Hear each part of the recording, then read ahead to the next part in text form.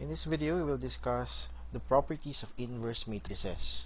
If A is an invertible matrix and K is a positive integer, and C is a non-zero scalar, then A inverse, A raised to K, C times A, and A transpose are invertible and the statements below hold true.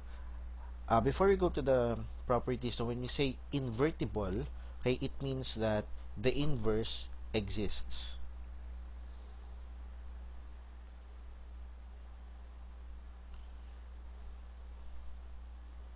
So the opposite of invertible is non-invertible. So a non-invertible matrix, okay, is a matrix whose inverse does not exist. Okay. So some properties of our matrix inverse include the following. The inverse of an inverse is equal to the original matrix A. So when you get the inverse of matrix A, and then eventually you perform again, let's say adjoining to get the inverse of that inverse, then what you will have is that you will go back to the original given matrix A. So that's the first property. Second property tells us, okay, that A raised to a power K. Yung K natin dyan is any positive integer. Okay? Well, starting with 2, no? Kasi, syempre, kung 1 lang siya, then that's just simply A. So, A raised to 2, A raised to 3, 4, 5, and so on. So, A raised to K, and then you get the inverse of that, no? That is equal or same as raising the inverse to the kth power. Okay? So, dito, sa nasa left-hand side, what we do is we first raise the matrix A to the kth power and then get the inverse, okay, afterwards. Okay? Dito naman, sa nasa right-hand side, we first get the inverse and then, after getting the inverse, you raise the matrix to the kth power. Note that when you raise a matrix to a certain power, no positive integer, you are multiplying k factors of that given matrix. Kaya yung A inverse raised to k, it's just the same as saying that you have A inverse times A inverse times A inverse times and so on up to k factors of A inverse. Okay, so it's not as simple as raising your elements, no, to the kth power, no, kapag meron kang A raised to k, no. So it's not as simple as let's say A squared, no. It's not as simple as squaring all elements in matrix A. So what you have to do, if you have A squared, no, then you have to multiply k factors of your matrix A. And then for number 3, okay, you have a constant C, a scalar C times A. If you take the inverse of that, that's the same or equal to 1 over C times the inverse of A. Because when you take the inverse, no, note that the inverse of a scalar, no, is actually its reciprocal. Okay? Kaya nagkaroon tayo ng 1 over C dito sa right hand side. And then the fourth property is that if you get the inverse of a transpose, no, so you have here a matrix A, you take the transpose and then you get the inverse. It's the same as getting the inverse first and then transposing the inverse that we get. And lastly, if you have a product of two matrices A and B and you take the inverse of that product, it's the same as getting the product of the individual inverses of the two matrices, but you have to reverse the order of multiplication. Okay? So, otherwise, you'll not be getting the same, no, answer, no, for this. Kasi may effect yung order, no, in which you are multiplying, correct? Okay? So, pagdating sa A times B and then kinuha mo yung inverse, okay, nagkakaroon ng switching, no, nung dimension. Okay, that is why doon sa number 5, kailangan pagpalitin mo yung dimension, or no, not the dimension, pagpalitin mo yung position ng dalawang inverses natin, no? So, you have this on the right hand side, i-inverse mo muna sila individually bago mo sila i-multiply. Dito sa left hand side, i-multiply mo muna sila bago mo kuhanan ng inverse. Now, saan nagkakaroon ng, or ano ang implication itong mga properties na to, saan ito ina-apply? Kapag meron kang given matrix and pinapakuha sa'yo ay related, no, or you can relate, no, get the relationship, no, between yung given at saka yung pinapakuha sa yung inverses by merely applying the properties, no, presented here. Okay, kung kaya mong gamitin yung properties na to, then you don't have to solve for the actual values of inverses or of products and so on. Okay, so just like for example, if you are given here the inverse of a matrix A, so A inverse 3 by 3, and then you have B inverse, okay, another 3 by 3 matrix. And then let's say you want to find the inverse of 3 times A. So ang problem natin dito is that hindi naman natin alam actually kung ano si matrix A. Pero ang hinahanap natin dito sa letter A is the inverse of 3 times A. Okay? Ang alam natin is A inverse na agad. At saka B inverse na agad. We don't know the actual matrix A and matrix B. So, dito, sa letter A, hindi natin pwedeng isolve ng i-inverse natin si matrix A. Okay? Dahil wala tayong matrix A to start with. However, meron tayong matrix na A inverse. And by using our property, no, itong property number 3, okay, we have C times A, get the inverse of that is equal to 1 over C times the inverse of A. Okay? We can write this as 1 over 3, no, 1 over C, yung C mo dito is 3, times A inverse. So basically, okay, since A inverse is known and 1/3 is just a scalar, we can actually solve for the inverse of 3A as being 1/3 of this matrix. Negative 3, negative 3, negative 1, 1, 0, negative 1, 0, 1. So multiplying the scalar 1/3, okay, you will be getting 7 over 3, negative 1, negative 1,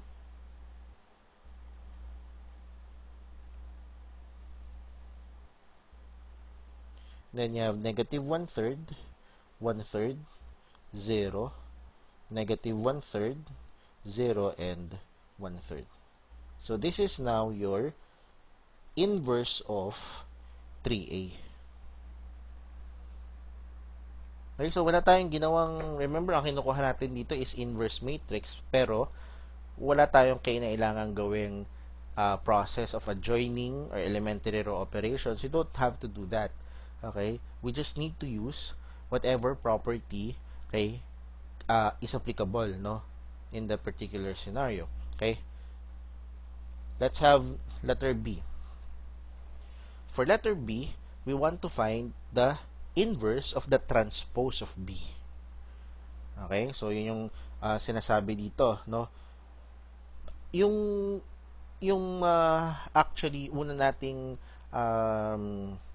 ginagawa dito is, of course, yung inner na no? Inner na operation.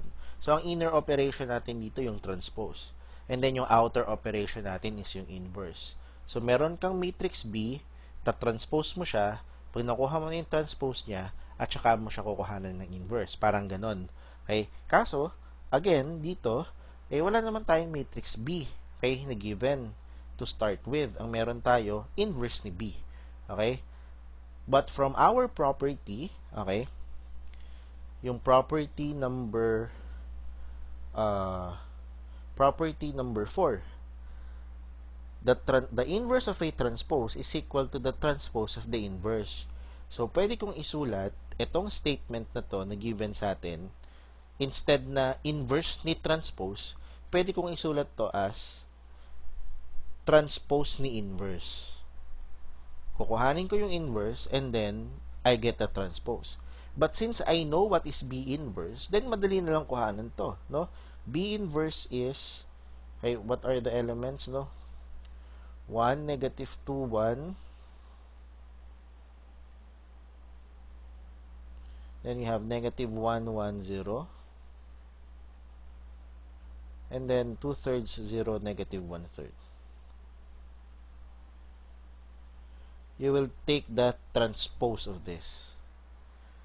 Hence, okay, your inverse of B transpose is equal to, okay, so transpose mo lang to, you'll get 1, negative 2, 1, negative 1, 1, 0, and then 2/3, 0, and negative 1/3. That is already your inverse of B transpose. Okay, you were able to solve it by merely using the properties of a matrix inverse. Okay, no need to use any method, no, of finding the actual inverse, no.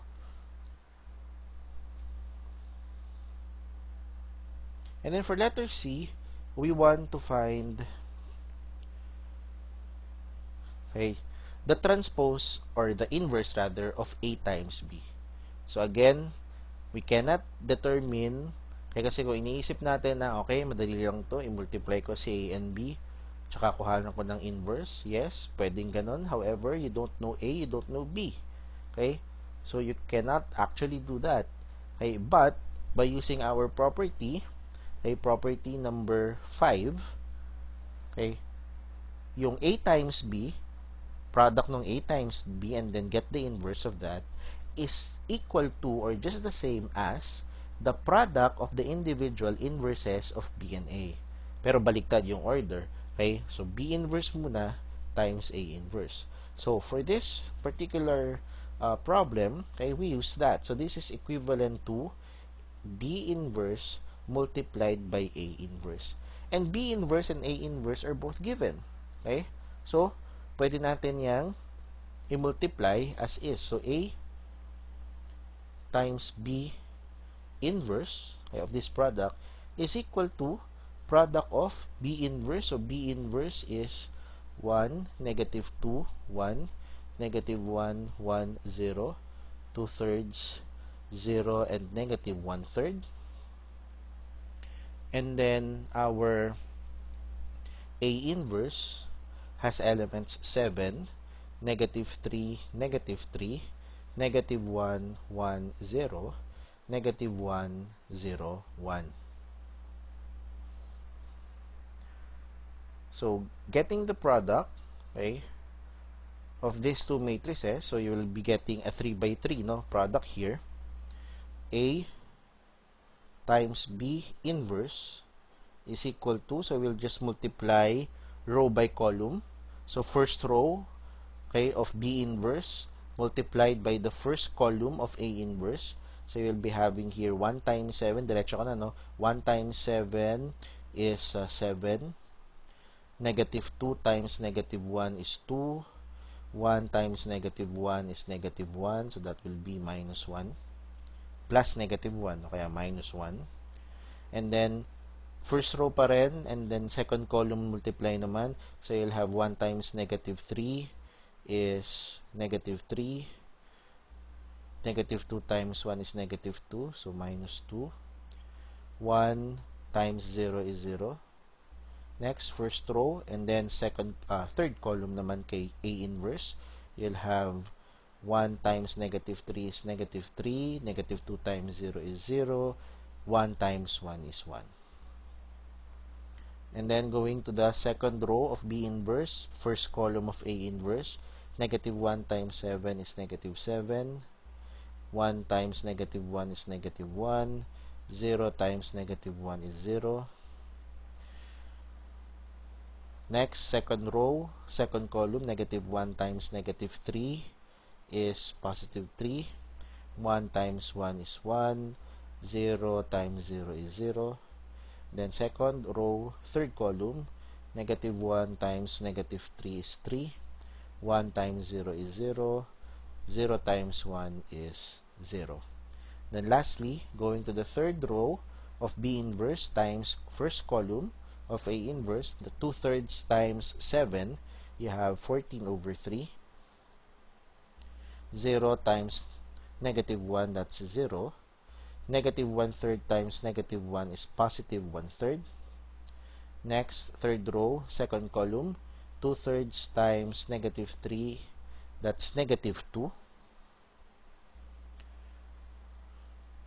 Okay, 0 times 1 is 0. Negative 1/3 times 0 is 0.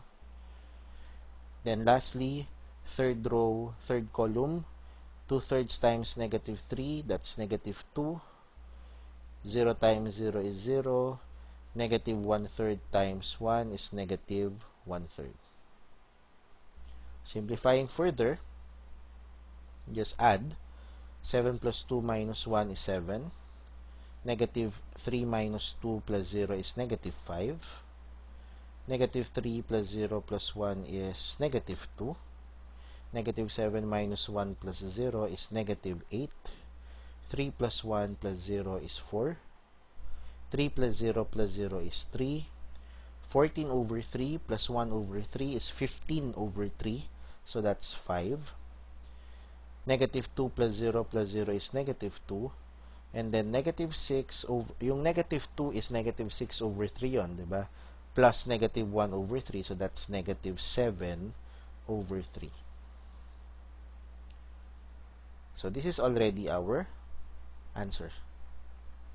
Okay?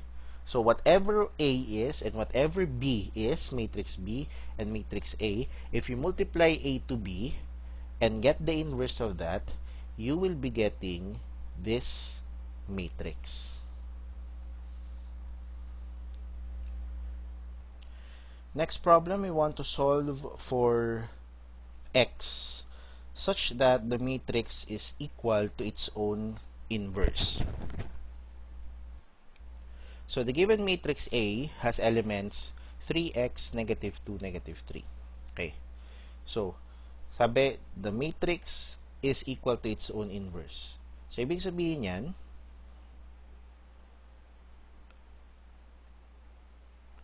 if our given matrix is A, then A times A inverse, okay, is equal to, di ba, identity matrix. That's our definition. The way to check if one matrix is the inverse of another, the way to check is multiply those two matrices. If the product is an identity matrix, okay, whether you have A times A inverse or A inverse times A, kahit baliktad, if the product is an identity matrix, then the two matrices that you multiplied are inverses of one another.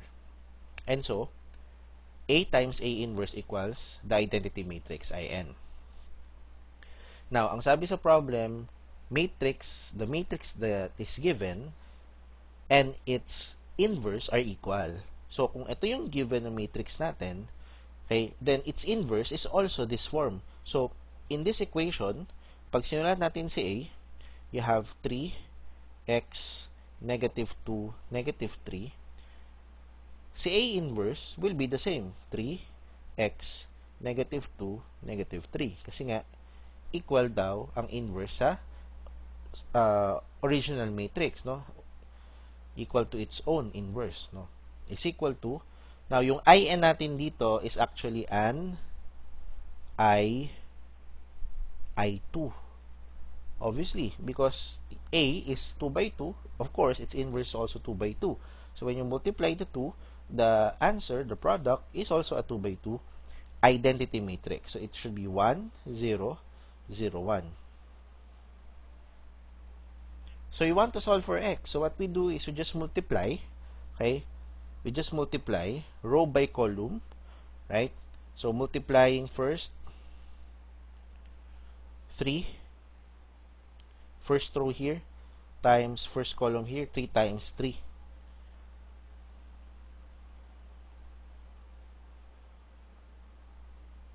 So that's 9.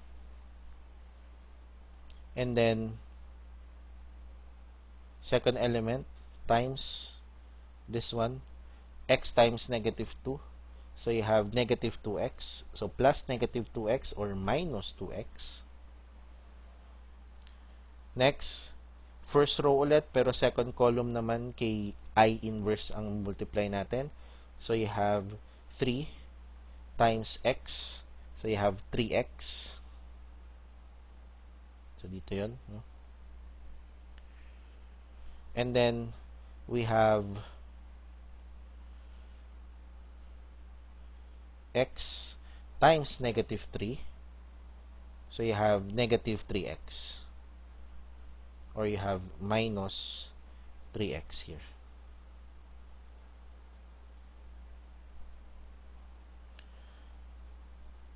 Now going to the second row of A and then first column of A inverse, we have negative 2 times 3. You have negative 6. Then we have negative 3 times negative 2. You have positive 6. Then second row, second column naman,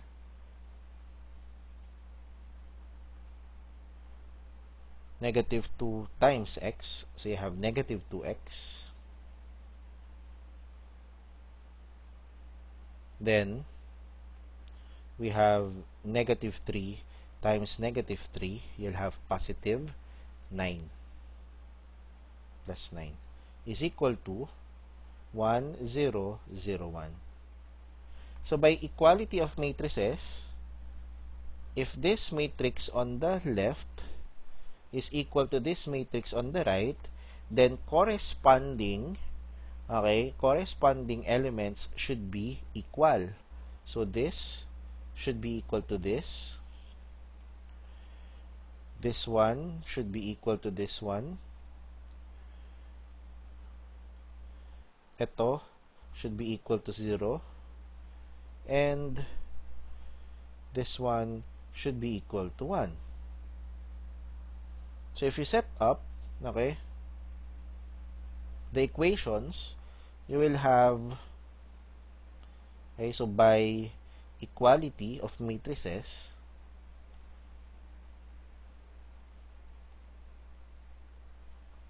we will have here 9 minus 2x is equal to 1. Okay? Equal to 1. Corresponding elements are equal. So we can solve for x here. You'll have here negative 2x is equal to 1 minus 9, or negative 2x equals negative 8. Dividing both sides by negative 2, you get, cancel this, you get x equals positive 4. So that's your answer now. X is equal to positive 4. So for this particular matrix, if matrix A has elements 3, 4, negative 2, negative 3, then its inverse is also 3, 4, negative 2, negative 3. So same yung inverse niya with same sa sarili niya, ang inverse na meron tayo. Okay? Next problem, we want to find the matrix A if you know that the inverse of 4A is equal to 2, 4, negative 3, 2. So again, ito example na naman, ang given sa atin ay yung inverse. Okay, note that we can write here by property, by using the property of matrix inverse, that C times A inverse is equal to 1 over C times A inverse. Thus, we can say that 4A inverse, or the inverse of 4A, is the same as 1/4 times the inverse of A. Meaning, we can write, so 1/4 of A inverse is equal to 2, 4, negative 3, 2. Yung given natin, So it follows that, okay, hence, if we multiply both sides of this, okay, with the scalar 4,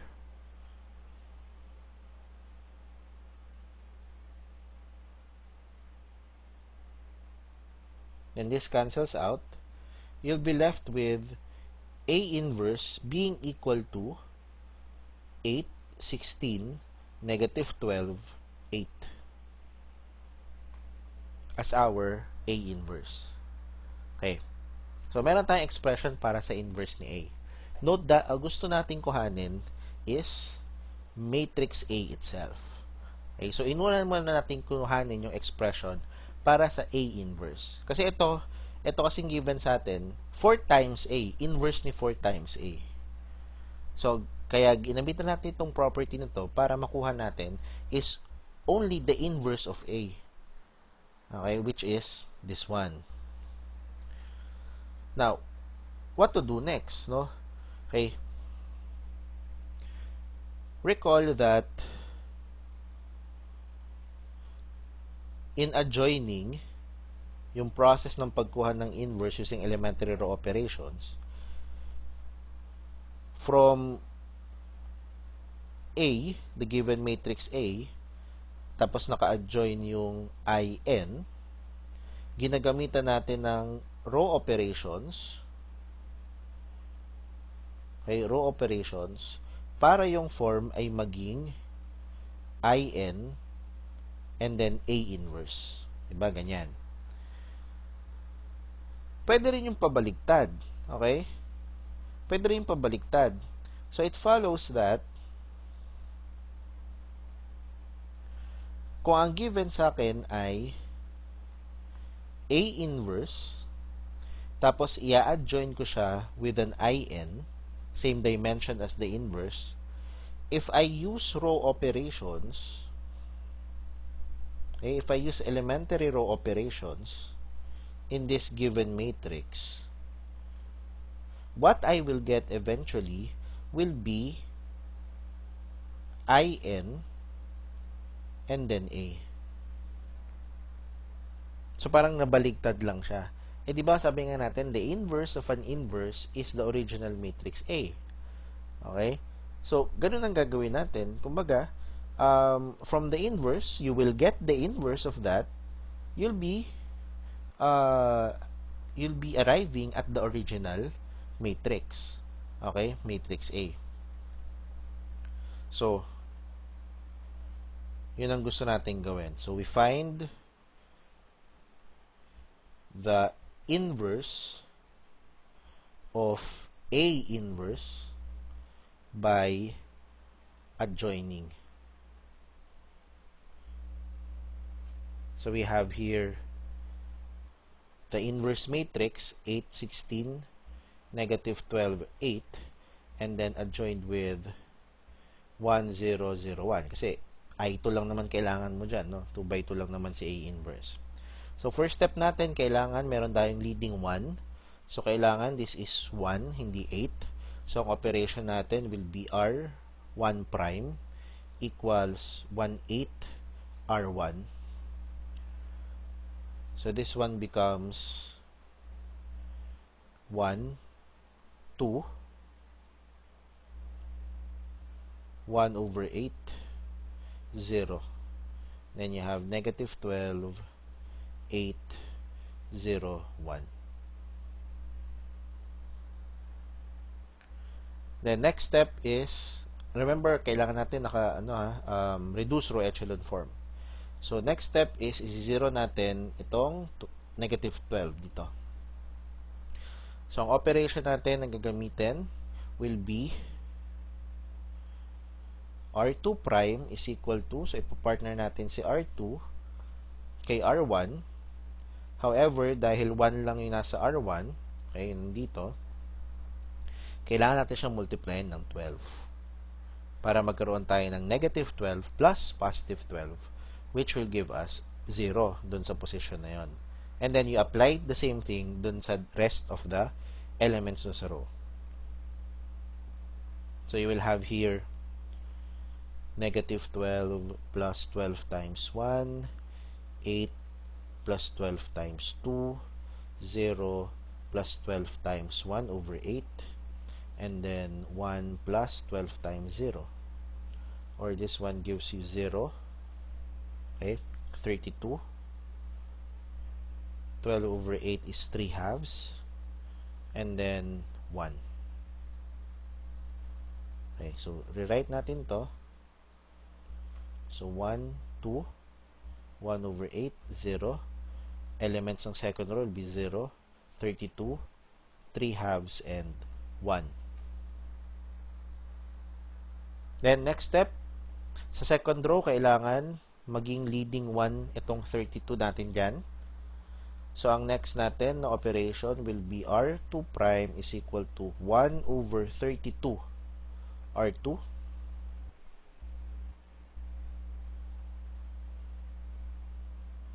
Okay? So, our matrix becomes, dito ko na lang ilagay, no? I-divide mo by 32 lahat ng elements sa row 2. So, 1, 2, 1, 8, 0, 0, 1, 3 over 64, 1 over 32.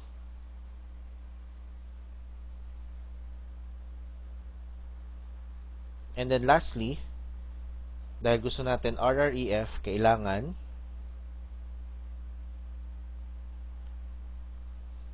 ma-0 din dapat ito. Yung 2 na yan. So, our operation will be row 1 prime is equal to, syempre, ipapartner mo siya row 1 kay row 2. Pero si row 2, kailangan multiply natin ng negative 2. Okay? So, with that, magkakaroon tayo ng 1 plus negative 2 times 0, 2 plus negative 2 times 1, 1 over 8 plus negative 2 times 3 over 64, and then 0 plus negative 2 times 1 over 32, which gives us, okay, so this one is 1, this one is 0, this is negative, so 1 over 8 plus negative 6 over 64, so that simplifies to 1 over 32, and then you'll have negative 2 times 1 over 32 is negative 1 over 16.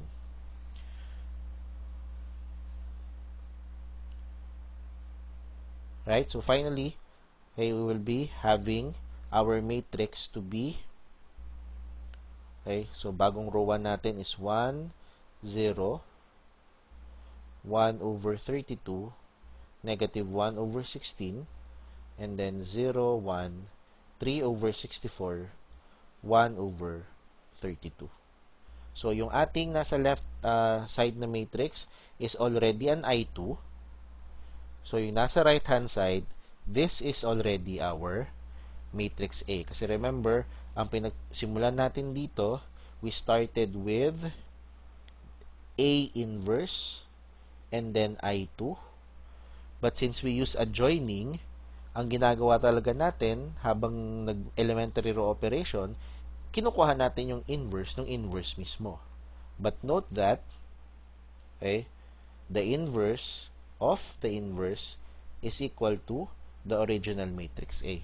Kaya, when we are able to adjoin everything, perform adjoining dun sa matrix mo, what we obtain, okay, is actually our matrix A already. So, this is already our matrix A, containing 1 over 32, negative 1 over 16, 3 over 64, and positive 1 over 32.